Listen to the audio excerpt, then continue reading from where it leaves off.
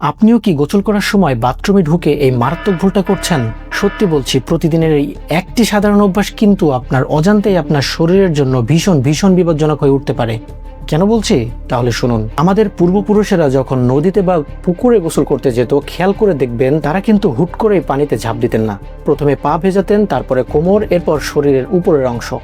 যখন পুরো শরীর পানির তাপমাত্রার সাথে মানিয়ে নিত, ঠিক তখন সবার শেষে পানিতে ডুব দিতেন। কিন্তু এখন আমরা আধুনিক বাথরুমে শাওয়ার অন করেই মাথায় ঠান্ডা বা গরম পানি ঢেলে দিই। আর এখানেই লুকিয়ে আছে আসল বিপদ। চিকিৎসা বিজ্ঞান কি বলছে জানেন?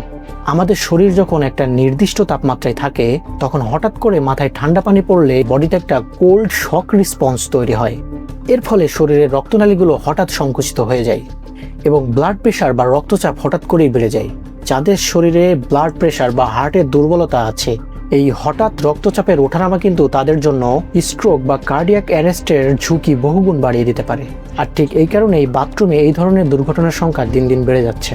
আজ থেকে নিয়মটা বদলে ফেলুন। গোসলের সময় প্রথমে পায়ে পানি ঢালুন, তারপর শরীরে, আর শরীরের তাপমাত্রা স্বাভাবিক হলে তারপর মাথায় পানি ঢালুন। সুস্থ থাকতে এই ছোট্ট লাইফস্টাইল হ্যাক্সটা আজ থেকেই ফলো করুন।